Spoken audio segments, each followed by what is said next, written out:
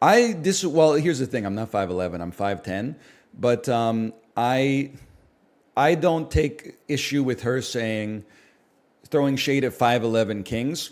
What she said within the context of the ride is don't because she was playing I Wish by Skilo. I wish I was a little bit taller. I wish I was a baller. I wish I had a girl that looked good. I would call her.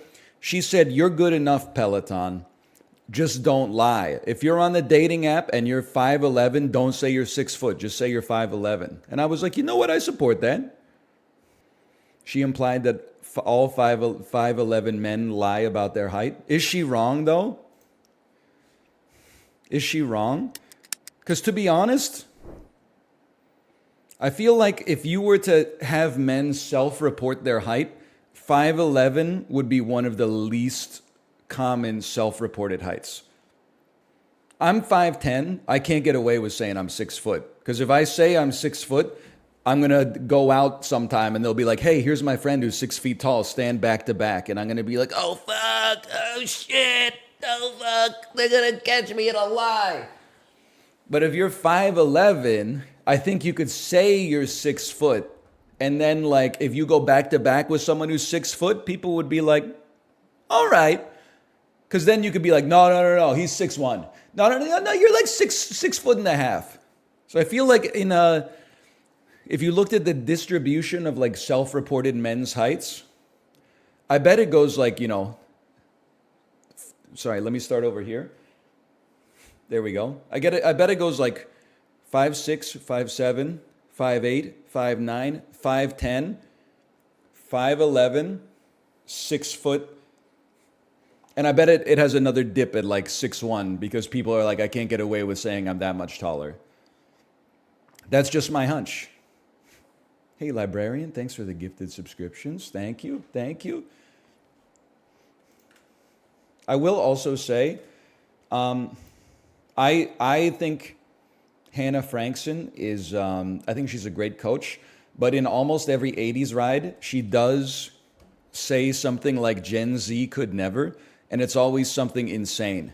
It's always like, back in the day, if you wanted to ask someone out on a date on the phone, you had to call their parents. Gen Z could never. And then she always reveals that she was born in like 1992. And I'm like, your ass didn't do that either. But I like her rides. I think she's got great programming, and I think she's got great music choices. But sometimes the discourse goes off. Back in the day, you would have to consult a map to get to a destination. We didn't have Google Maps. We didn't have Apple Maps. Nah. Gen Z could never. And I'm like, it's not a huge deal, but it's like,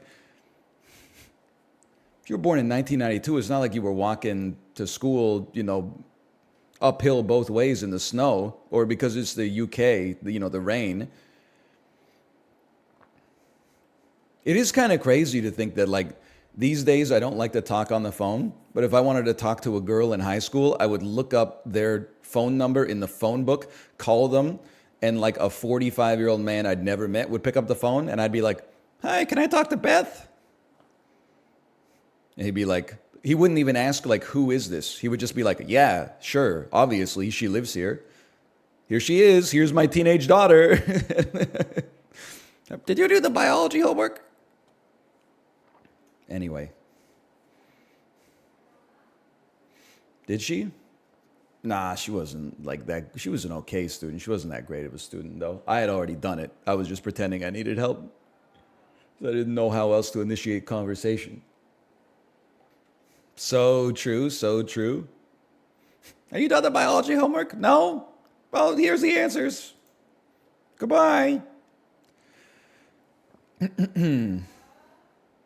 Huh? Oh, she said Ruka.